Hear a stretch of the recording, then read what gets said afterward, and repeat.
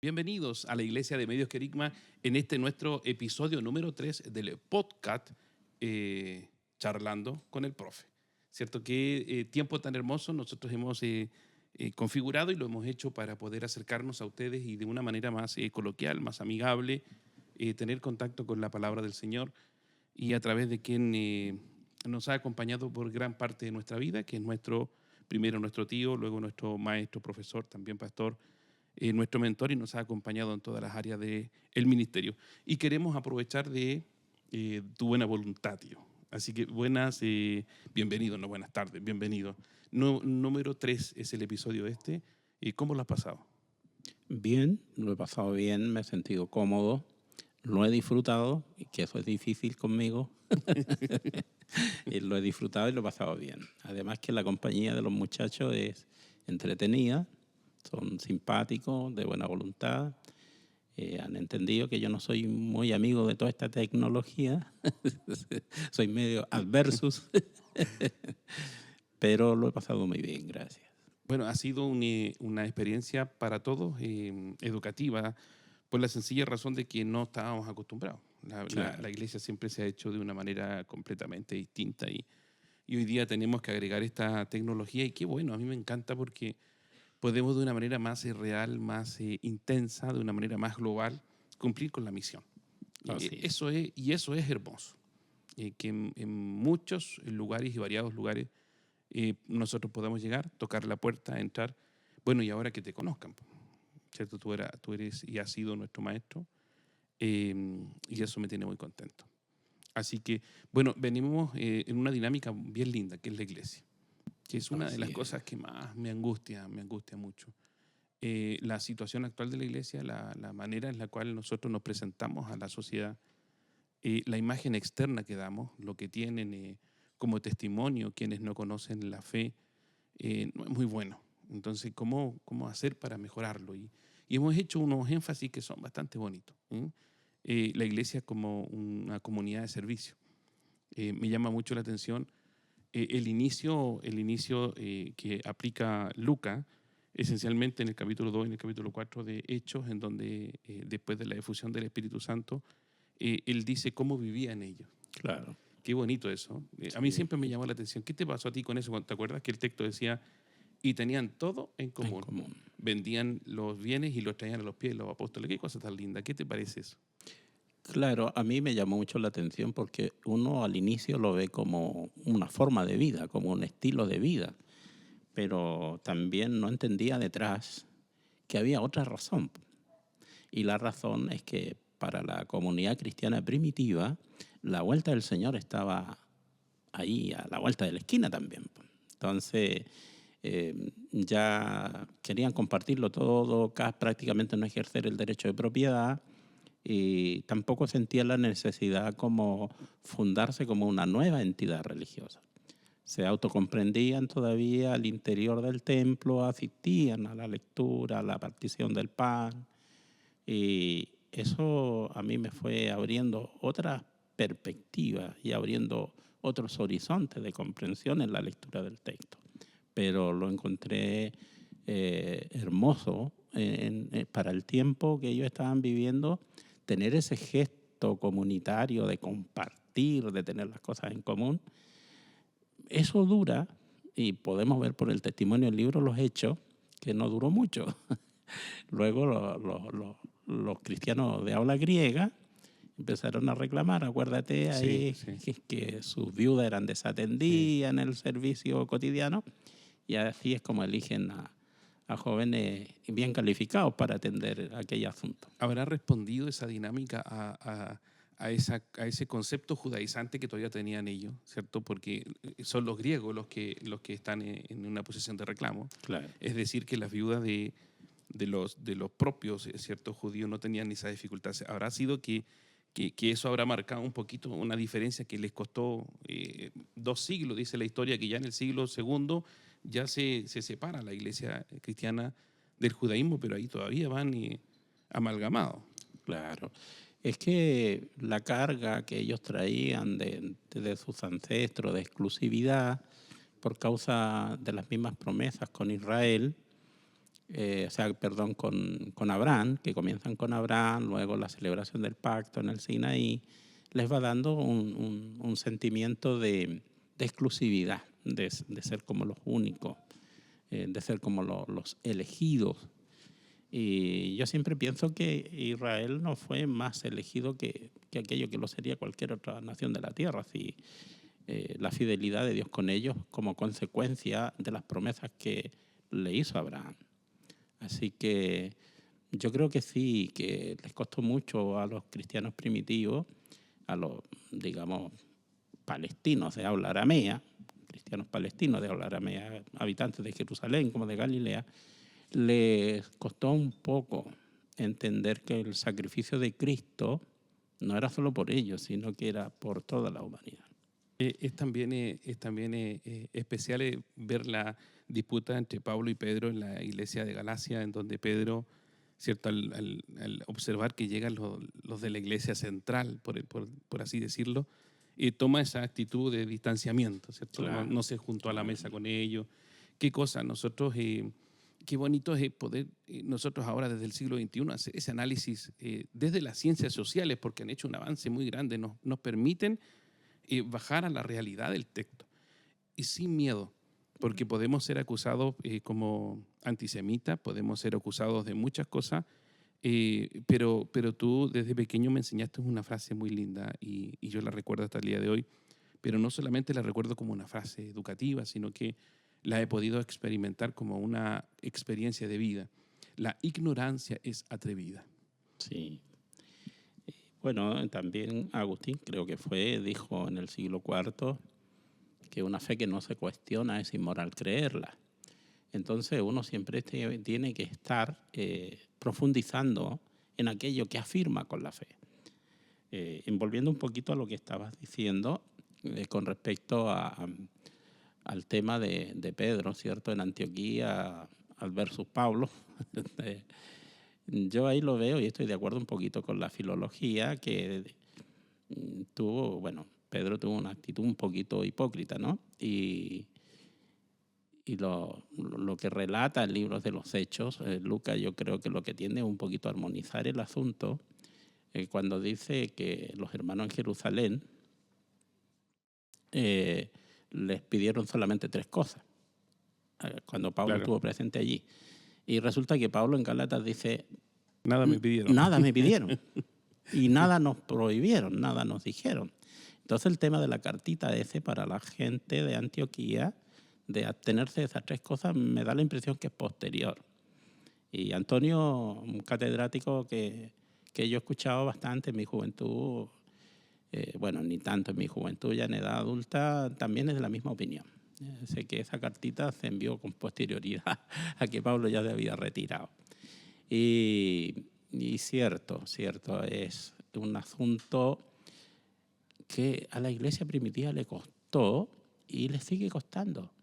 Si tú a todos estos judíos mesiánicos, creyentes en Jesús Mesías, todavía tienen esa carga, ese sentimiento de exclusividad. Así como ellos tienen salvación de primera clase, dice Antonio, y los gentiles de segunda clase. O sea, ellos ahí en el salón VIP, con champaña y caviar, y nosotros los gentiles, no sé, pues ahí en la Basílica de los Cerdos comiendo algarroba, así es que. Entonces, les queda todavía eso de exclusividad, de marginación, de exclusión del resto. Y yo leo de principio a fin en la palabra de Dios que Dios, lo dice Juan, ¿no? Que Dios amó de tal manera al mundo, nos dice Israel, dice, amó de tal manera al mundo que dio a su Hijo, para que todo, aquel que no cree no se pierda, sino que tenga vida eterna. Entonces, esa lectura, para los judíos creyentes en Jesús, tienen que interiorizarla más. Así que, bueno. Es decir, que todavía tenemos los ebionitas, todavía así, muy sí. vivos, ¿cierto? Sí. Muy presente en el día en el año y en el siglo en el que nosotros estamos viviendo. De verdad que es impresionante aquello. Y creo que es algo que nosotros tenemos que tomar con seriedad porque se inmiscuye dentro de la fe cristiana y termina destruyéndola, porque termina diciendo de que en el fondo nosotros, ¿cierto? Los que somos de habla español, ¿cierto? Latino, concretamente no somos cristianos. Entonces es un dolor de cabeza que Juan, en el libro de Juan, por eso es que ese libro es tan acusado como antisemita, ¿cierto? Juan ya está en el 120, 130, escribiendo el Evangelio de Juan y tiene esa connotación tan especial para explicar exactamente en qué se trata el ministerio de Jesús, que es un ministerio, ¿cierto?, que pasa y transcurre desde el profetismo de la restauración hasta ser el Mesías de Dios, en el cual el centurión mira, y a mí me encanta porque es una cosa que está llena de simbolismo. Él dice que no fue necesario quebrarle las piernas, y de la lanza del costado sale agua y sale sangre. ¿Cierto? Ahí está la sacramentalidad de la iglesia. Qué cosa tan Correcto. extraordinaria. Sí. Juan es un libro tan hermoso, tan lindo, que yo creo que habría que leerlo 1000 veces más. Sí. Bueno, de hecho, Juan yo es uno de los libros que recomiendo leer con posterioridad a la lectura de los otros evangelios. Juan es de una lectura, si bien es cierto, amena, pero también de una profundidad teológica que hay que tener ciertos conocimientos previos para caer en cuenta de lo que él está diciendo. Claro. Así que, bueno, de hecho, cuando yo pasé por la universidad, yo conocí solo a un profesor que tenía licencia para enseñar sobre el Evangelio de Juan y que fue el que me hizo clases de Biblia en realidad. Y, y volviendo a un poquito más atrás a lo que tú estabas diciendo con respecto a que se nos acusa siempre de antisemita, yo digo, ¿con quién yo tengo problemas? Es con la religión judía de este tiempo.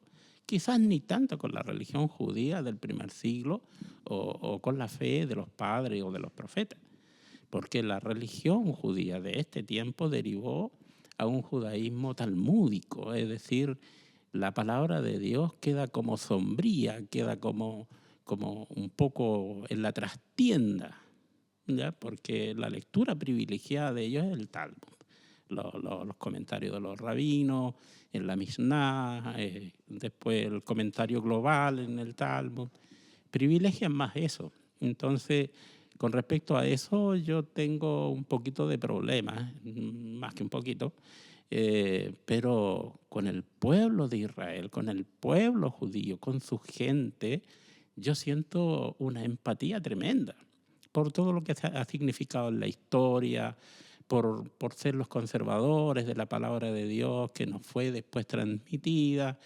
Tengo muchas razones por las cuales apreciar al pueblo, apreciar a su gente. Si a mí lo que me causa cierto malestar es la religión, que ha hecho de la gente tener esta actitud despectiva. Mirarnos como que somos simples idólatras, como que somos unos afuerinos, allegados. Bueno, si demonizan a Pablo, ¿qué esperamos nosotros? Así que... Claro. Ese sesgo es muy difícil sacarlo. Fíjate que me hiciste acordar de algo. El pensamiento del judaísmo de ese primer siglo es casi entendible, porque ellos vienen del exilio, ellos vienen a reconstruir un sueño, una promesa. La tierra está, a mal traer, pero está. La descendencia está, pocos, pero está, ¿cierto? Entonces ellos vienen, de ahí nace, ¿cierto?, toda esa necesidad de establecer nuevamente el reino y todo ese fluir mesiánico que dentro del primer siglo hay mucho. Enoc, ¿cierto? Y bueno, Elías y el Hijo del Hombre y Juan. Juan se encarga incluso de centrar todos aquellos nombres en la persona de Jesús de Nazaret. Por eso es que ese libro es tan hermoso y tan glorioso. Pero el judaísmo de hoy, que es un judaísmo muy posterior, qué extraño que sigan bueno, hombres del siglo XX con las ciencias avanzando tanto, mantener una estructura tan intransigente y tan dolorosa para el entorno. De alguna manera el legalismo hace eso. Sí. Sacudirnos del legalismo no lo podemos hacer si no vamos a la palabra del Señor con la lectura correcta, con la clave hermenéutica exacta para poder descubrir ahí. Y fíjese que cuando usted hablaba me acordé, los niños que mueren por inanición, los millones, porque son millones, no recuerdo el dato estadístico, pero son millones de niños que han muerto de hambre, que no tiene comparación ni a los 6 millones que se murieron bajo los nazis, ni el dolor que ese pueblo ha sufrido durante la existencia, si no es el pueblo más sufrido. Hoy día, diariamente mueren millones de niños por falta de alimento. Entonces, qué hermoso es entender que el Señor ocupa un pueblo histórico con peripecias históricas, ¿cierto?, para poder enseñarnos la verdad para la salvación, pero no para que nosotros objetivemos nuestros ojos ahí y nos queramos hoy día poner kippah, ¿cierto?, celebrar las No, fiestas del Eterno y hacer que toda nuestra congregación, ¿cierto?, se autoentienda como judío. claro. Acá en la comuna nuestra hay una secta, ¿cierto?, que es peruana. Entonces tú los ves caminar, ellos eran vecinos nuestros, ahora tienen el pelo largo y su música, es que es increíble cómo se mete esa forma de legalismo y que termina desarraigando la fe cristiana desde la base. Claro. Yo encuentro, de hecho, creo que leí un libro donde el autor no lo recuerdo, que dice, todo el mundo es judío. Así dice el autor, es un judío el que lo escribe, por supuesto. Y con respecto a eso, yo encuentro que ya es un nacionalismo trasnochado, pero al extremo. De tal manera que esto, en lugar de unirnos, nos divide, nos sigue separando. Yo entiendo de repente la animosidad del pueblo judío hacia el cristianismo, porque el cristianismo causó mucho dolor también al judío. Pero un pueblo que ha sufrido, que ha sido perseguido como el pueblo de Israel, yo creo que no tiene la moral de convertirse en perseguidor. Así que, por lo que he experimentado en su propia vida, tiene que ser más, tiene que tener más conciencia, digamos, de armonía, de reconciliación. O por último, si no comparte las opiniones cristianas o las ideas cristianas, tener cierto respeto por la fe cristiana, que por lo demás tiene un fundamento bíblico tan fuerte como el judaísmo. Así que... Yo me acordé de una película que me la recomendó una maestra en hebreo. Prometo que para el podcast 4 la voy a traer como nombre. Entonces ella nos explicaba de que en esa película específicamente se relata ahora en la presencialidad de este mundo postmoderno, cómo dentro de Israel hay una población, un territorio, por llamarle así, en donde están los ortodoxos judíos, en donde no hay televisión, en donde no hay internet, en donde no hay nada que tenga que ver con la occidentalidad, en donde el padre puede vivir con 5, 6, 7 niños, donde viven en una pura pieza. Es una realidad que nosotros no la creeríamos si no nos la muestran, no tendríamos que ir allá. Entonces, cuando nosotros hablamos de este judaísmo talmúdico, pero el pueblo de Israel, ese judío que está aquí, lo amamos. Lo amamos y lo respetamos aún como hayan sido, porque son la muestra de lo que nosotros también somos. Qué importante es un paradigma, ese pueblo es un paradigma de nuestro propio pueblo. Es verdad. En el podcast anterior nos hablaste sobre 4 fundamentos de la iglesia que me llamaron mucho la atención y quisiera que la gente los vuelva a escuchar y los expliques un poquito. 4 fundamentos donde se sostiene la iglesia de Jesucristo. Uno es santo, ¿cierto? Son las notas características de la iglesia de Jesucristo que bíblica y teológicamente se sustenta en 4 puntos. Primero, la iglesia de Jesucristo es una sola, una y única, ¿ya? Segundo, es santa, no tiene relación con el pecado. O sea, los que se incorporan a la iglesia tienen que tener una vida acorde con las exigencias de la palabra de Dios. Es universal. O sea, aquí judíos, paganos, gentiles, moros y cristianos, claro, que confiesen al Señor Jesucristo, entren a la iglesia mediante el acto del bautismo, tienen la misma salvación. Y al tener la misma salvación y al tener la misma bendición, hace que la iglesia sea universal para todo aquel que cree. Y lo otro es que es apostólica. ¿En qué sentido es apostólica? Eso sería bueno que lo expliques, porque hoy día tenemos una corriente apostolar que es impresionante. Entonces, me gustaría que lo pudieras explicar y los amigos y los hermanos pudiéramos, ¿cierto?, desde la teología, ¿cierto?, fundamental, observar qué es lo que es aquello.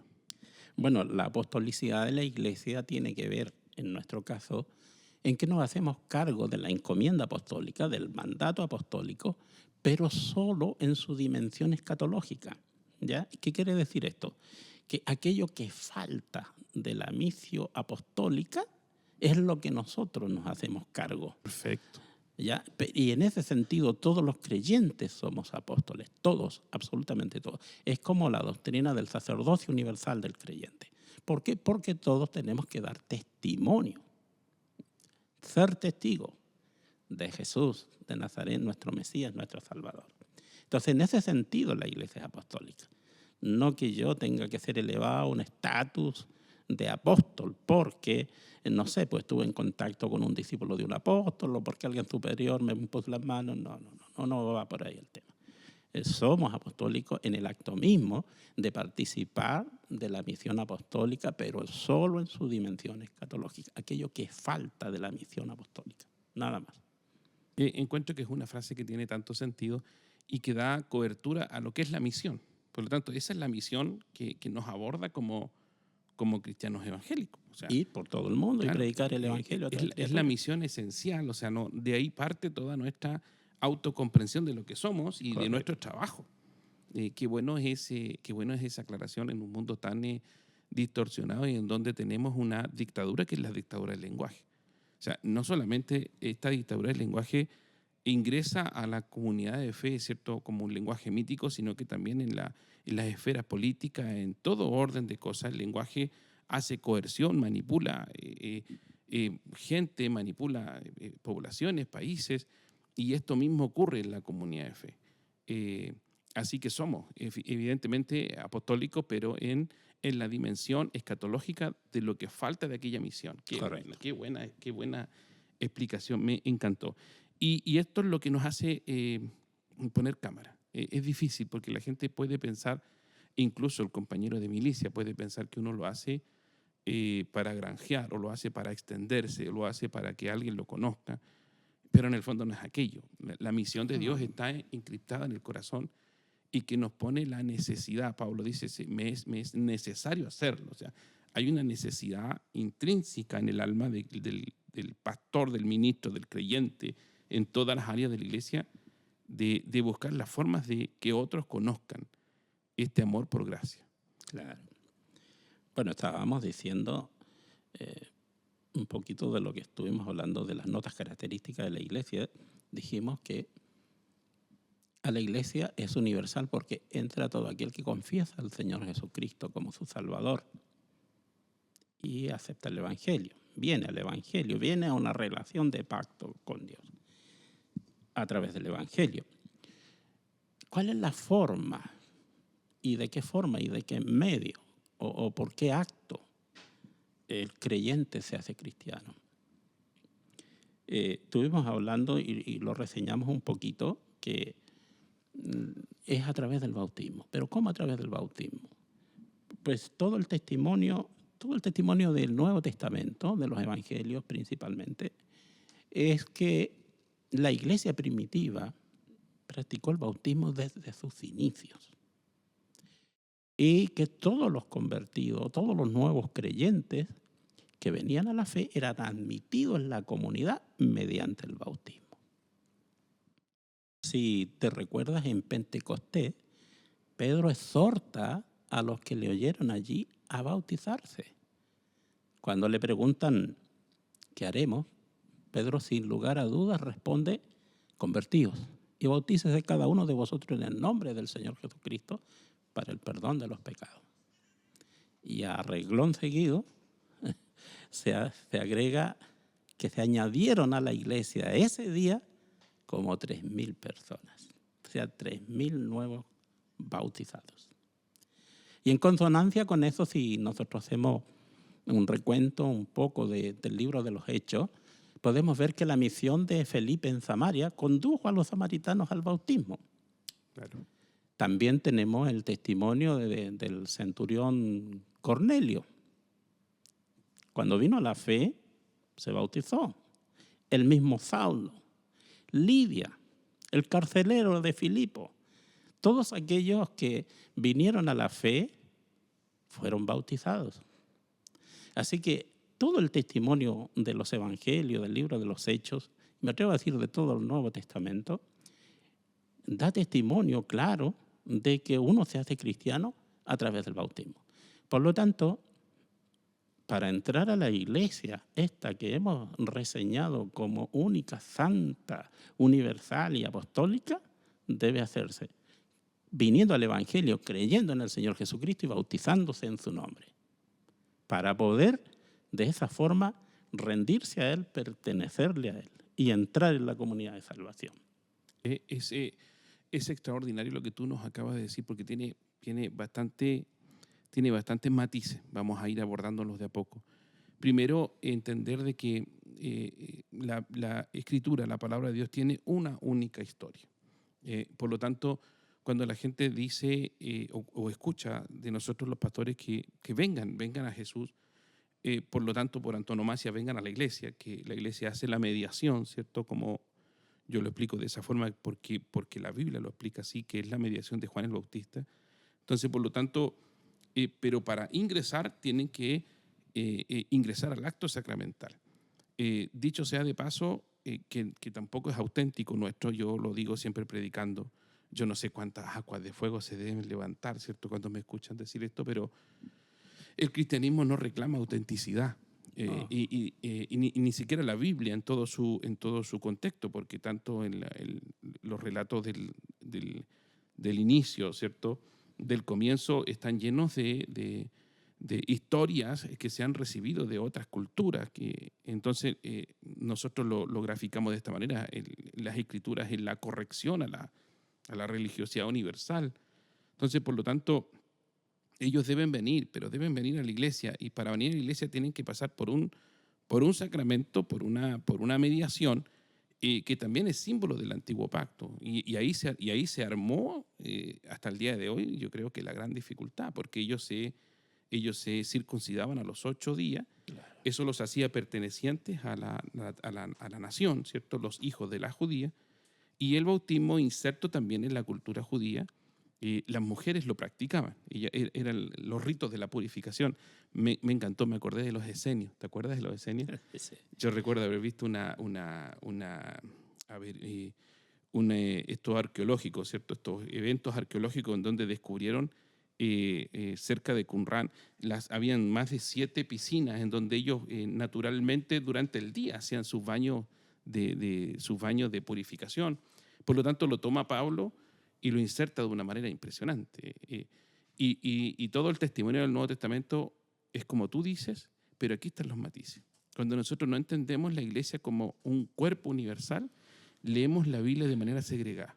Claro. Y este Hechos 2:38 no es un texto de la iglesia unitaria, de la iglesia modalista, no, de los sabelianos, ¿cierto? Porque cuando nosotros escuchamos a alguien que tiene una comprensión bíblica distinta a la nuestra, tratamos de encontrarle el apellido, ¿cierto?, para denostarlo. Hay que rotularlo. Claro, hay que rotularlo. Pero si nosotros somos objetivos y buscamos el testimonio del Nuevo Testamento, es así como tú lo dices. Mira, hay una sola norma para la salvación. Hay una sola norma para todo el mundo. Judíos, gentiles, paganos. Y es venir al Evangelio, creer en el Señor Jesucristo, bautizarse en su nombre, para ser pueblo del reino, para ser del pueblo redimido, que Pablo lo llama la iglesia del Dios viviente, y en Gálatas lo llama el Israel de Dios. Los judíos creyentes en Jesús Mesías, que son traídos a una relación de pacto con Dios. ¿Cuál pacto?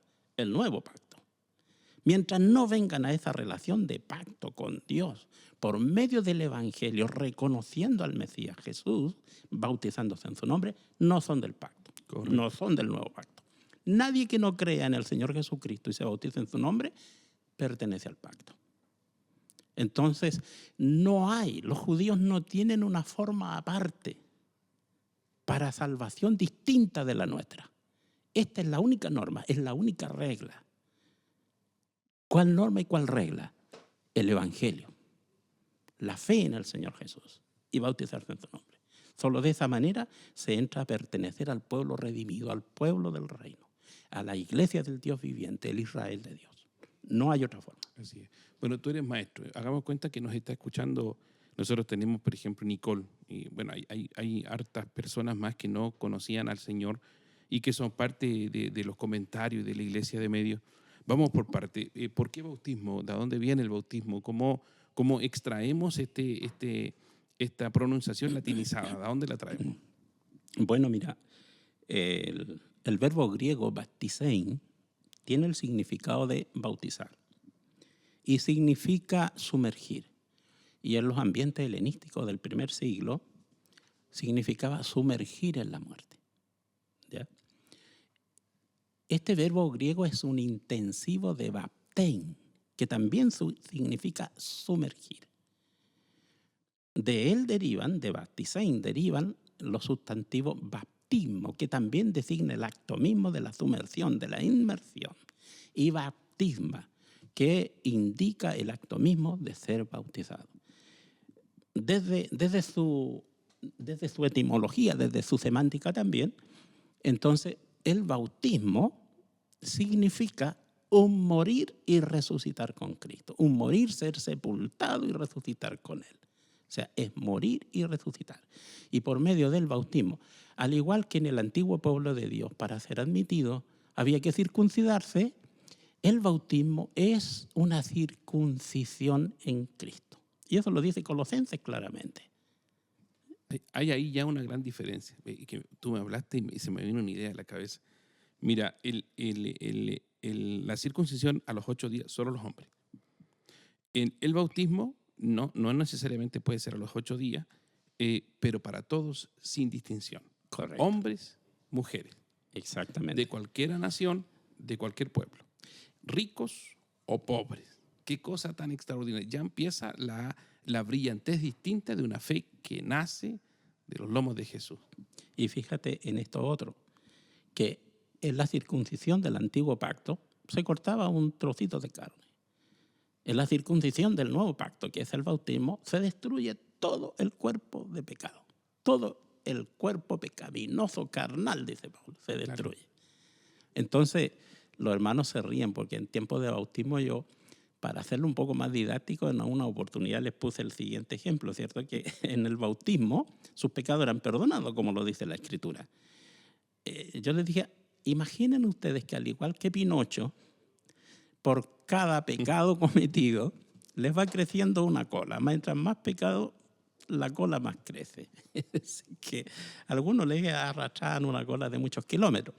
Pero lo que sucede en esto es que en el momento del bautismo eres sin pecado, la cola te es cortada.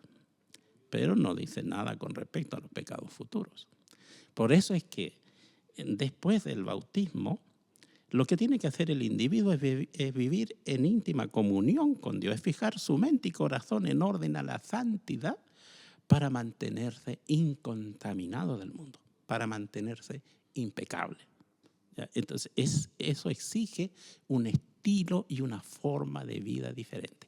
Murió para esa forma de vida antigua, murió para el mundo y ahora vive para el reino, vive por Jesús y para Jesús. Qué bonito. Jesús es el parangón de todo. De todo. Por lo tanto, en el proceso de los evangelios, Él es el primero que se bautiza. Yo recuerdo que el texto que dice, Juan dice, como yo te voy a bautizar a ti, soy tú el que me tienes que bautizar. Y hay una frase gloriosa del Señor que también es una demanda nuestra hoy, porque escrito está, tenemos que cumplir las Escrituras. O sea, no podemos actuar, ¿cierto?, de manera colateral y creer tener una relación distinta a lo que las Escrituras lo demandan. Por lo tanto, primero lo recibimos por tradición en la persona y la obra de Jesús, que es el sujeto de nuestra salvación. Y a mí me encanta ese acercamiento, maestro, desde lo histórico, porque dicen la ciencia bíblica que entre el desierto, las tentaciones del desierto y el Jordán hay 130 kilómetros aproximados. Por lo tanto, después de ese proceso, si fuesen hechos continuos e históricos, él ha caminado 130 kilómetros para cumplir con las Escrituras. Qué cosa tan extraordinaria. Y ahí se cumple el simbolismo, porque en el fondo la vida de Jesús es un símbolo nuestro. Dice que se abren los cielos y Juan ve el Espíritu bajar en forma de paloma, como de paloma, ¿cierto? No es una, No es una no es paloma. una paloma en ¿Cómo? sí, sino que como. Entonces, como de paloma, y escucho una voz que lo autentica como el Jesús divino, la divinidad propia. Este es mi Hijo amado en quien yo tengo complacencia.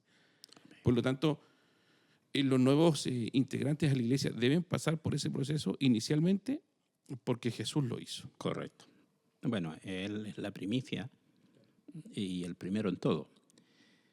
Hay otra cosa que creo que es conveniente decirle a los que nos escuchan, especialmente a los nuevos creyentes, a los hermanos jóvenes en la fe, que se preguntan mucho por este tema del bautismo. ¿De dónde toma la iglesia la idea de bautizar? ¿Cuál es el modelo del bautismo? Y yo no veo más modelo que el bautismo de Juan. El bautismo cristiano no se orienta ni viene de la línea del bautismo del rito de purificación judío, porque era como un autobautismo, menos de ¿cuánto se llama? De las religiones de misterio. El bautismo de Juan tenía ciertas características. Primero que todo, que se realizaba una pura vez. Uno no se podía bautizar a sí mismo, tenía que ser bautizado por el bautista, es decir, por un profeta escatológico en este caso. Lo otro es que todos podían venir, judíos y paganos. Todos tenían que arrepentirse, confesando sus pecados en el bautismo. ¿Con qué objeto? Escapar del juicio venidero. Correcto. Entonces, todos estos elementos característicos del bautismo de Juan son los que tiene el bautismo que practicó la iglesia. Entonces la iglesia primitiva ve en el bautismo de Juan un estadio previo a su propio bautismo, incluso a su origen. Y la única diferencia que ve entre el bautismo de Juan y el bautismo cristiano es que la iglesia fue bautizada en el Espíritu Santo. Dice, ¿cómo? Si Juan era el antecesor de Jesús, el que vino a preparar el camino. Pues si nosotros recordamos, y creo que es el capítulo 18 o 19 de Hechos, cuando dice que Pablo vino a Éfeso, encontró a ciertos discípulos. Apolo se había quedado en Corinto. Y les preguntó, ¿y vosotros recibisteis el Espíritu Santo cuando creísteis? Y dijeron, ni sabemos. Ni siquiera hemos conocido. Estos eran como los neumatómagos, no tenían ni idea del Espíritu Santo. Entonces Pablo le dijo, bueno, pues, ¿y en qué bautismo fuisteis bautizados? Qué buen relato ese. Y ellos dijeron, pues en el bautismo de Juan. Y él dice, ajá. Y ahí él le explica, le dice, sí, pero Juan bautizó con bautismo de arrepentimiento, diciendo que creyesen en el que venía después de él, a saber, en Jesús el Cristo. Oído esto, fueron bautizados en el nombre del Señor Jesucristo para el perdón de sus pecados y recibieron el Espíritu Santo. Y fíjate que el grupo, y esto es un poco significativo, quizás no hablemos ahora de este tema, pero el texto siguiente dice... Se me acabó el café. A mí también. hay que tocar la campanita. Entonces, ¿qué es lo que sucede? Que el texto a continuación dice... Y ya era un grupo como de 12 sí, nuevamente, 12 discípulos. Y de acuerdo al relato y a la investigación histórica, lo que arroja la filología, eran discípulos de Juan. Correcto. Mira, tú pusiste un ejemplo muy lindo y yo te voy a poner otro ejemplo que es al revés. No diametralmente distinto, sino que ocurrió al revés, que es el proceso de Pedro y Cornelio. ¿Cierto? Porque acá ellos eran predicadores, ya eran discípulos, anunciaban, pero no habían tenido la experiencia extraordinaria del Espíritu Santo. Acá, ellos lo primero que tuvieron fue la experiencia del Espíritu Santo. Y que el relato es tan extraordinario, a mí me encanta, porque ese legalismo que nosotros tenemos en que tomamos a una gente y le empezamos a estructurar la vida para que se parezca a los de la iglesia, y dice la Escritura, y cayó el Espíritu Santo. Mientras Pedro estaba... yo digo, tramitando, ¿cierto? Se puso latero. Estaba latero. Es que yo creo que lo que Pedro estaba haciendo, yo creo, tío, con mucho respeto, estaba dilatando la orden, porque estos eran no judíos, entonces en su mentalidad estructurada, ellos tenían que de alguna manera circuncidarse. Impacientó al Espíritu Claro, Santo. entonces estaba dando la lata, y cayó el Espíritu. Y ahí ocurrió al revés, ¿cierto? O sea, Claro, Pedro, perdón, ve que ellos han sido influidos por el Espíritu Santo, entonces dice, bueno, ¿qué impide que los bautice? Y ha recurrido a la misma fórmula bautismal. Esto de fórmula bautismal es una cuestión semántica que yo me gusta tratarla con mucha delicadeza, porque cuando nosotros inferimos a las escrituras en el momento en que fue escrita y diseñada, doctrinas a posteriori, ¿cierto? Que la han pensado una cantidad de cabezones enormes, que son majestuosos, sesudos maestros de teología y filosofía, terminamos peleando. Y por lo tanto no es una fórmula unitaria, modalista, ni la otra una fórmula trinitaria. Son dos textos que aparentemente se contraponen, pero que tienen una explicación. Entonces, si los abordamos desde esa perspectiva, no vamos a sentir, ¿cierto?, el anticuerpo que nosotros como chilenos hemos venido trayendo de los años 60, 50. Yo ahí no nacía, tú ya ahí jugabas fútbol, tío.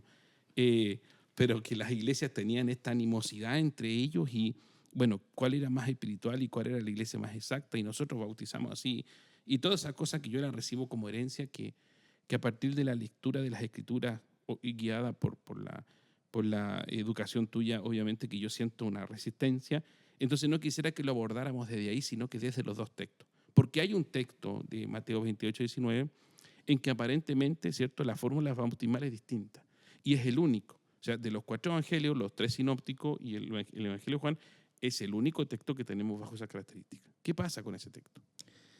El texto de Mateo 28, 19 siempre se puso en tela de duda como una interpolación tardía del texto. Pero la investigación histórica reciente dice que el texto es original.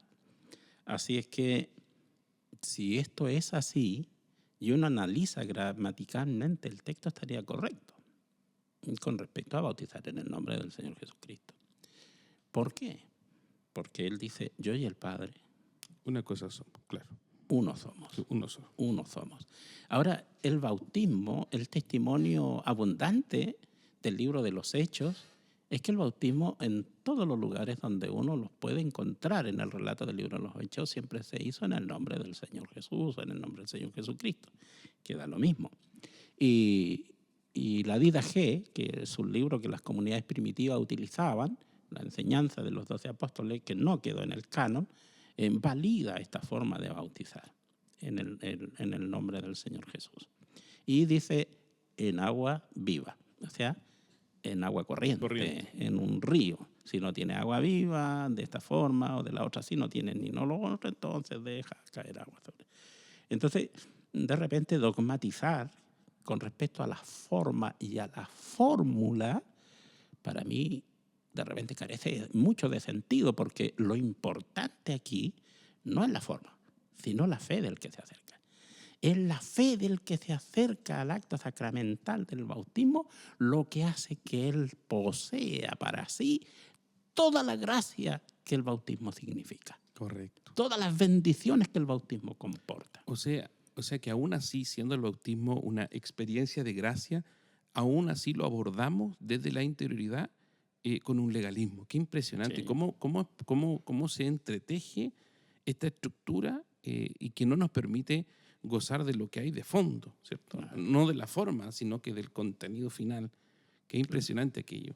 Y por lo tanto, el mayor y más grande testimonio es en el nombre del Señor Jesucristo. Correcto, esa es la norma. Esa es la norma, pero no que precisamente la Biblia lo que menos tiene es ser legalista. Claro. Así que la legalizan los que quieren ser legalistas. Por lo tanto, hay una norma, hay una regla, que es por inmersión en el nombre del Señor Jesucristo de acuerdo al comportamiento y cómo lo practicó la iglesia primitiva en forma general y abundante. Pero eso no significa que no pudiera hacerse de otra forma. Yo me pregunto, el ladrón en la cruz cuando le dijo, acuérdate de mí, cuando estés en la gloria, en tu reino, él le dice, hoy estarás conmigo en el paraíso. Este tipo ni entró a la iglesia, ni se bautizó, Correcto. ni hizo vida de creyente, ni de santidad, nada. O sea, la salvación está en las manos de Dios. A Él pertenece. Él murió en la cruz. No soy yo quien va a decir quién va al cielo y quién no. Correcto. Quién se salva y quién se condena. No soy yo. Yo no morí por nadie en la cruz, ni sufrí los clavos de la cruz. Eso lo dice el Señor. Entonces, para ello hay que profundizar un poquito más en el tema del bautismo. Y fíjate que una profundización en el tema del bautismo puede infundir nueva vida a la teología y a la iglesia. Así que yo creo que hay mucho más que profundizar en el tema del bautismo. Mucho más. Creo que ahí nos pasa eso que es propio de nuestra naturaleza humana, que creemos que, y más con la Biblia, si la Biblia, yo hoy día hablaba con un pastor amigo, si nosotros decimos que ella contiene la palabra de Dios, por lo tanto siempre su contenido va a trascender en el tiempo, en el espacio, y nos va a emplazar permanentemente a una nueva relectura, porque vierte como un agua frondosa contenidos eternos. Y creemos, formamos una doctrina con 2 o 3 versículos y no lo profundizamos nunca más. Y nosotros lo hemos hecho, dicho sea de paso, hace poco en una conferencia en donde volvimos a abordar el tema desde la filología y desde los estudios, y qué cosa tan hermosa, qué sacramento tan lindo la iglesia tiene. Claro. Es decir, que aquellos nuevos conversos que nosotros los acercamos a la iglesia y ellos quieren pertenecer a esta nueva comunidad de fe, deben bautizarse. Y el texto dice, da 2 condiciones, ¿cierto? Quisiera que me expliques eso. El de Pedro, cuando está, ¿cierto?, en esa gran prédica que, así como la de Esteban, son tan extraordinarias, se para y dice, varones, bueno, bautícense en el nombre del Señor Jesucristo, y ahí hay 2 regalías. Quiero que nos hables de aquello. Claro, dice, arrepentidos primero y convertidos. Wow, ahí ya tenemos problemas, ¿cierto?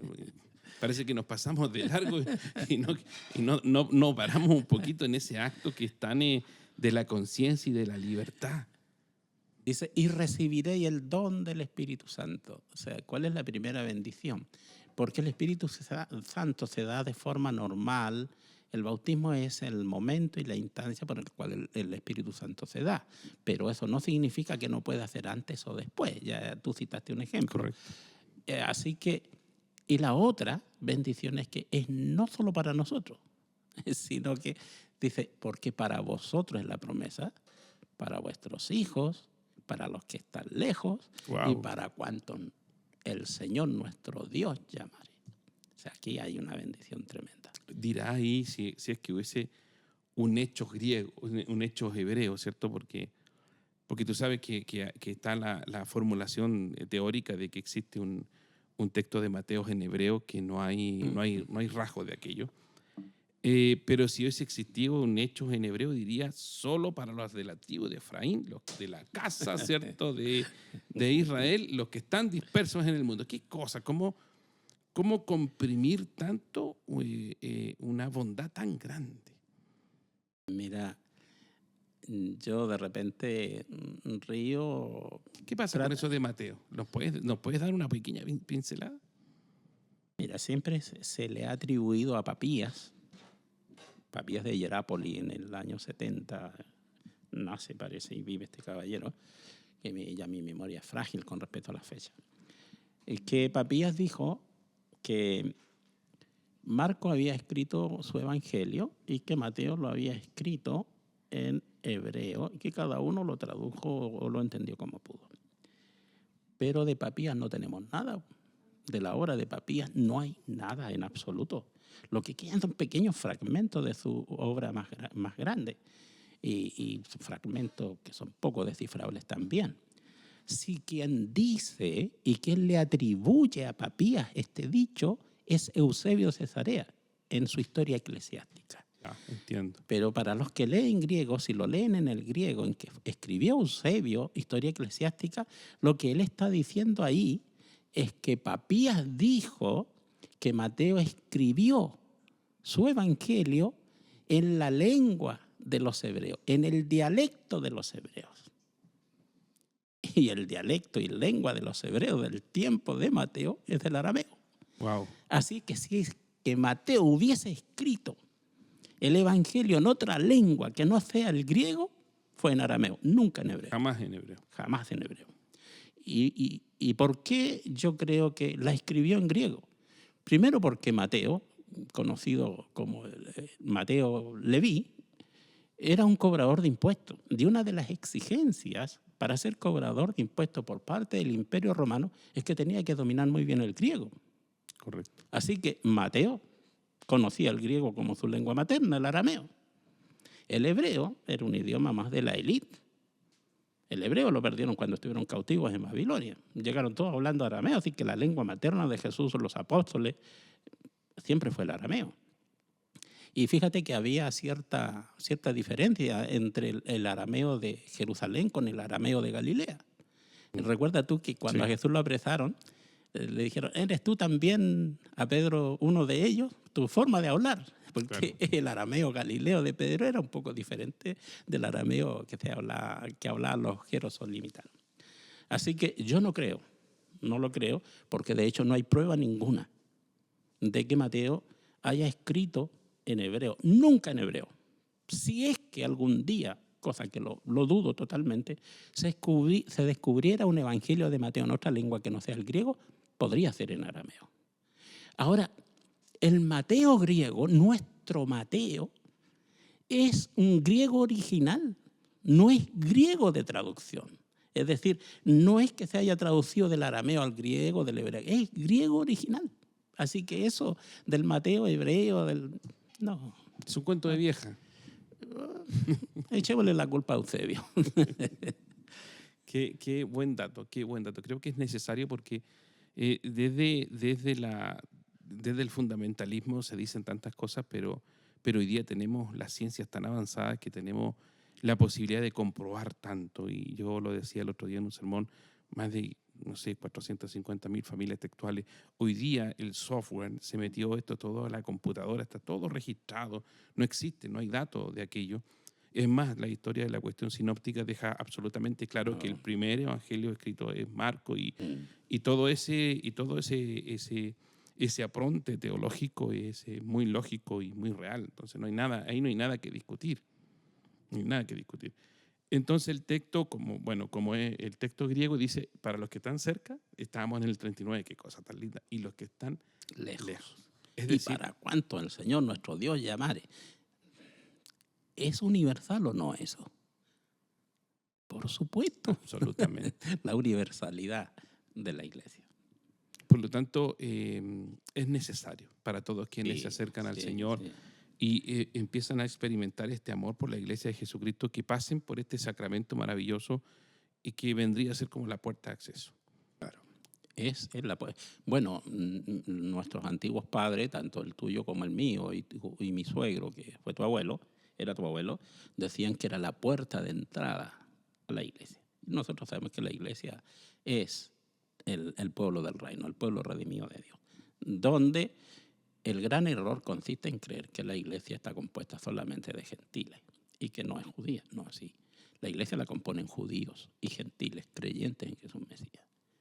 Ya lo hemos dicho en ocasiones anteriores. Así que la universalidad de la iglesia debería ser un freno para estos que quieren circunscribir, ¿cierto?, la salvación y el evangelio a una determinada casta o a una determinada tribu o a un determinado pueblo. Él por todos murió. No quiere que nadie se pierda, sino que todos procedan al arrepentimiento. En ningún lado dice solo Israel. Absolutamente, absolutamente. Bueno, y desde ese momento en adelante, Pablo profundiza este tema del bautismo y que a mí me encanta, porque él hace la similitud, ¿cierto?, una analogía con respecto a la muerte y la resurrección. Es decir, desde ahí entramos a un proceso de muerte absoluto. O sea, ¿qué pasa con la vida vieja? Pablo dice, todas esas cosas pasaron. ¿Cómo se lo explicamos a estos nuevos conversos? Es lo lindo de esto, que al ser nuevos conversos no tienes que hacer un palimpsesto, ¿no? Que el palimpsesto era raspar y borrar la escritura anterior para reescribir. Ellos se puede escribir directamente. No vienen con ideas preconcebidas ni cosas que haya que derribar porque están mal construidas en su fe. Entonces es más fácil con ellos que con algunos creyentes ya medio recalcitrantes. Claro. Bueno, es enseñándole estos primeros rudimentos de la fe y digamos que la vida de la iglesia gira sobre estos dos pivotes, por decirlo, sobre estos dos pilares, que es el sacramento del bautismo como el sacramento de la cena. Espero que hablemos de ella en algún momento. Hay mucho que decir y mucho que aclarar. Y cuando hablamos de sacramento, hablamos de aquellas cosas instituidas por mandato directo del Señor Jesús. Yo creo que ha de tener muy ciega el alma quien no quiera ver que en la última cena el Señor instituyó algo. Porque, ¿por qué se instituyen las cosas, los organismos? Por el orden y por el mandato de una orden superior. Así es. Y ahí el maestro no está sugiriendo, háganlo en memoria mía si quieren, ni está dando una idea, él está mandando. Por lo tanto, ahí se instituye la celebración eucarística, la cena del Señor, por el mandato inmediato del Señor Jesús. Y a partir de ahí es una nueva celebración. Porque cuando hablemos de la cena nos vamos a dar cuenta que lo que el Señor comió con sus discípulos no fue la cena pascual. Incluso decir cena pascual ya es erróneo. No comió Pesaj. Claro. Porque Pesaj viene de, bueno, lo vamos a dejar para, viene de pascar, de saltar, brincar, pasar por alto. Y Pascua, también de pasca en griego, tiene otra connotación, es pasión. No es lo mismo. Además, la cena del Señor fue la noche anterior al Pesaj. Porque el 14 de Nisan era un día de ayuno. Y la comida que se comía del 13 al 14 tenía un nombre muy particular, a mí me cuesta pronunciarlo, pero era algo así como Seudat Mitzek. ¿Qué significa Seudat? Comida. Mitzek significa parar de comer, porque era día de ayuno. Era día de ayuno. Y esa comida era particular y distinta al Pesaj. Pero vamos a dar las razones, si hablamos de esto en un futuro, las razones por qué lo creemos así. Y razones 100% bíblicas. Nada de reinterpretar e hiperinterpretar como hacen algunos por ahí. Nos vamos a ir 100% a la palabra de Dios. Es importante eso, la correcta observación de estos sacramentos que nacen esencialmente con Jesús. Sabes que ahora que tú me hablaste, yo quiero buscar un texto, déjame ver, que está al final del Nuevo Testamento, que es Primera de Juan.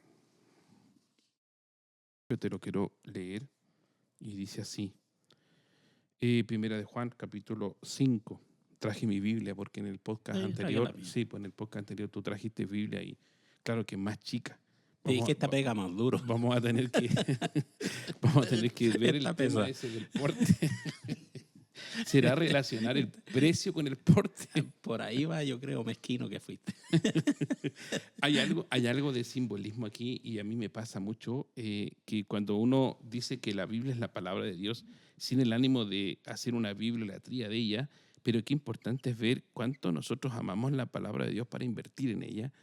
Y a veces yo me acuerdo de las figuras pastorales antiguas, las hojas todas sucias, arrepolladas, o si no, una Biblia que valiera 5,000 pesos era suficiente. Total, ahí está la palabra de Dios. De algunos la eligen con el pie. Qué cosa tan extraña. Y cuando si es esencialmente la palabra de Dios, ¿cuánto nosotros tendríamos que invertir en ella y cuidarla con tanto cariño? Creo que es el versículo, te quiero contar que los ojos también me están fallando, pero ahí vamos haciendo fuerza. Yo traje repuesto. Profe, 6 y 7, correcto. Dice, Jesucristo ha venido con agua y sangre. Oh, bonito. No solo con el agua, sino con el agua y la sangre. Y el Espíritu, que es la verdad, da testimonio de esto, porque los testigos son 3. Es decir, que estos actos sacramentales le dan sustentabilidad a la fe. O sea, no es cosa que... Para un poquito. Me detengo, absolutamente. Lo acabas de decir. Eso legitima también Mateo 28, 19. Absolutamente. absolutamente. Eso nomás. Y el Espíritu, que es el que anima. El Eso, Espíritu eso. anima a la iglesia, ¿cierto? Hacia el destino final, hacia el retorno a casa, pero la iglesia subyace en estas dos, ¿cómo lo nombraste en delante? No era columna, la cena y el bautismo, ¿cierto? Son los pilares, por decirlo así, los pivotes sobre Los los cuales pivotes, esa frase. se sustenta la vida de la iglesia. Claro, Estos dos sacramentos y que ese fueron, que fueron ordenados expresamente por el Señor Jesucristo. Porque la iglesia evangélica y reformada como nosotros, para considerar sacramento algún rito o ceremonia, para considerarlo como con gracia sacramental, tiene que haber sido ordenado expresamente por el Señor Jesús. De otra manera no lo consideramos sacramento. Así es. Mira, quiero hacer la relación porque me acordé de ahora. La historia del centurión, en donde él observa concretamente que del costado sale agua y aceite, la expone Juan que hace la corrección, ¿cierto? A toda esa, por llamarle de alguna manera crítica, en que se constituye el concilio de Yamnia, ¿cierto? Contra los ebionitas. Entonces él hace todo ese del 1 al 18 de Juan, en donde explica que Jesús es, ¿cierto? La palabra preexistente, que Él ha venido al mundo como luz, y la luz la vimos todo, qué cosa tan linda, ese texto glorioso. Y Juan, ¿cierto? Nuevamente acá nos vuelve a mostrar el mismo simbolismo. Sí. O sea, al igual que la sangre y el agua que sale del costado de Jesús, la iglesia está sustentada en esos dos pivotes, me encantó, en esos dos pivotes, que son los actos sacramentales. Y dice ese texto, y el Espíritu da testimonio de aquello. Por lo tanto, el Espíritu suscita a la iglesia, la proyecta. El término griego creo que es dinamis, ¿cierto? No kratos, no fuerza, sino que energía, impulso divino. Y el bautismo y la sangre es lo que vamos a hablar después, que es la cena. El bautismo y la cena. Qué cosa tan linda. La gente tiene que venir a Jesús y no tenga miedo, no tenga miedo. ¿Qué necesita para ser bautizado?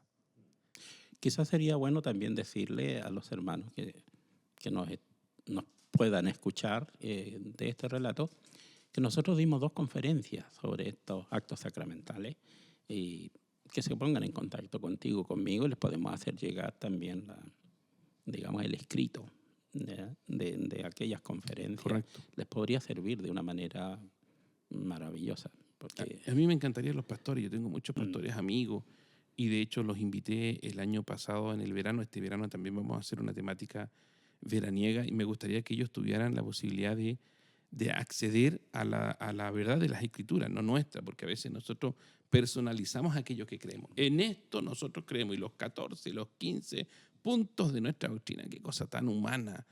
Hay que cambiar el paradigma. sí. Hablamos de Dios en un lenguaje tan humano cuando Dios no es humano. Y por lo tanto, y con un lenguaje humano limitado, queremos circunscribirlo creando fórmulas que lo reducen y lo explican. Y ahí ya tenemos un problema filosófico muy grande. No hay que tener cierta estrechez en cuanto a la comprensión del Evangelio, de la palabra de Dios. Y tú lo acabas de decir desde un punto de vista filosófico. A mí se me ha criticado mucho en el pasado, sobre todo, porque una de las cosas que yo estudié es filosofía. Yo estudié no solo filosofía aristotélico-tomista, sino que estudié todas las vertientes filosóficas. De hecho, a Paul Tillich, que es un exégeta y teólogo que yo respeto y admiro mucho, se le acusó precisamente que su sistema de correlación teológico era nada más que un sistema filosófico. Yo digo, quien ha hecho esa crítica no entiende nada de lo que es la teología, y sobre todo la teología bíblica, la teología cristiana. Entonces, yo creo que en este tiempo se hace necesario, más que nunca, la exégesis bíblica y una mayor profundización teológica, pero ayudado de la otra ala del saber, que es la filosofía. Absolutamente. Eso le da un cuanto más. Por supuesto. Ese plus de cuanto más, y más si lee griego. Claro. Profe, para terminar, no quiero que se me quede en el aire. Bueno, yo conozco la iglesia, me gustó, me encantó. Yo no pensé, parece que hubo una bomba. Yo no pensé, yo no pensé que la iglesia era tan espectacular, porque, porque la gente tiene desde el exterior una visión de la iglesia muy difícil. Bueno, me encantó de esto, entonces tengo que bautizarme. ¿Qué es lo que tiene que tener esa persona? ¿Cuál es la condición sine qua non para dar ese paso de fe? Eh, bueno, primero tiene que encontrar una iglesia donde se predique la palabra de Dios y solo la palabra de Dios y nada más que la palabra de Dios, y mostrar genuinamente su fe en el Señor Jesucristo. Que no sea una simple curiosidad. Claro. ¿Ya? Yo no estoy muy de acuerdo cuando se ofrece el bautismo al que quiera, así cuando están bautizando. Como una ¿no? oferta. Claro, porque primero tiene que tener una catequesis bautismal, es decir, tiene que entender lo que está haciendo y a lo que se compromete.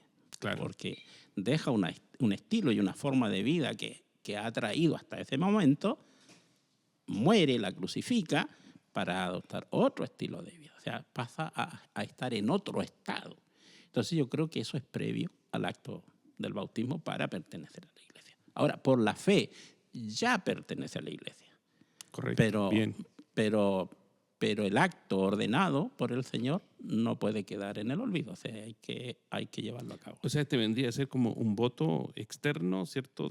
Visible que de alguna manera autentique lo que ya ocurrió. Claro. En la interioridad de esa fe. Por supuesto. Como yo siempre lo digo, maestro, como una decisión de la voluntad.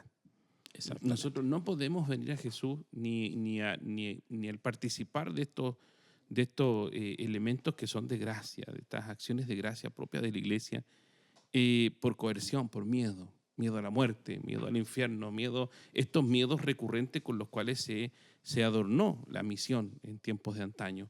Es porque lo entendieron, porque le hace sentido, porque le fue razonable y porque en el fondo no vamos a terminar aquí, porque tenemos que profundizar en lo que significa cambiar de vida. Porque hay gente que pasó por el bautismo y yo le digo con 40, se me olvida la edad que tengo, nací, no me acuerdo, pero un poquito más. Yo tampoco me acuerdo, tampoco. Creo que tengo como 45 todavía. Entonces, lo que significa enfrentar este cambio de modalidad después de 40 años. Yo vi tanta gente que nunca entendió y siempre siguió viviendo igual.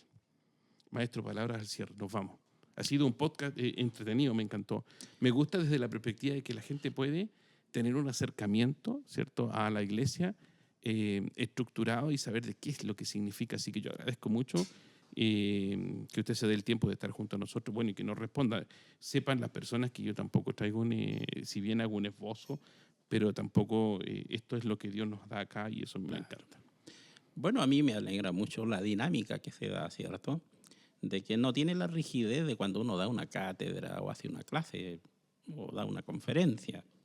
De que no seguimos un orden precisamente preestablecido, sino que son lluvias de ideas que se van presentando en el momento y que las vamos desarrollando en la medida que la conversación avanza. Y eso me entretiene.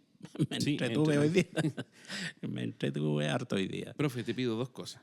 Yo sé que nosotros la vamos a poner ahí como van. Yo sé, David es el encargado de eso, pero me gustaría que tú lo dijeras, los pastores, los amigos, porque hiciste un ofrecimiento que no es menor. De hecho, me sorprendiste. O sea, que tú ofrezcas el material, ¿cierto? Es un acto de generosidad cristiana, porque sé que te ha costado, sé que es difícil. Yo sé lo que significa la literatura, el estudio, yo sé, hay muchos que no tienen nada, muchos que bajan de internet, Wikipedia parece que se llama el asunto que ese, ¿cierto? Wikipedia son, ¿cierto?, ministros del Wikipedia.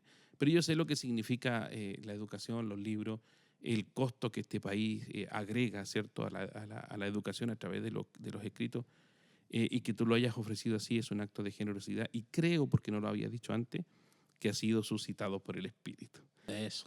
¿Cómo te pueden escribir? ¿El correo? kerigmaisaac@gmail.com. Sí, pero hay una condición. La condición es que no sea por simple curiosidad. Claro. Es que lo soliciten pastores, profesores, creyentes que realmente estén buscando respuestas y estén buscando una mayor comprensión de estos temas. ¿Sí? Por simple curiosidad, mire, Yo no creo tener todas las respuestas, ni creo ver debajo del agua, pero soy muy intuitivo, muy intuitivo. En 2 o 3 palabras que escribe me doy cuenta cuál es la intención. Así que sí, está abierto para el que lo solicite, pero esa es la única condición, que realmente se esté a la búsqueda de respuestas y una mejor comprensión de estos temas. Bien, un agrado, un abrazo. Este ha sido el podcast número 3, charlando con el profe, le hemos puesto, en donde abusamos del pastor y ministro y del pedagogo Isaac Espinosa. Les invitamos a ustedes cada domingo y cada vez que ustedes vean esta emisión que puedan escribirnos, puedan mandarnos sus preguntas. Lo hemos hecho con mucho cariño, aprendemos en el tiempo y lo único que queremos es bendecirles. Que el Señor les bendiga. Nos vemos para el podcast número 4, episodio número 4. Un abrazo fraterno. Gracias a todo el equipo. Que el Señor les bendiga. Saludos y bendiciones. Saludos y bendiciones.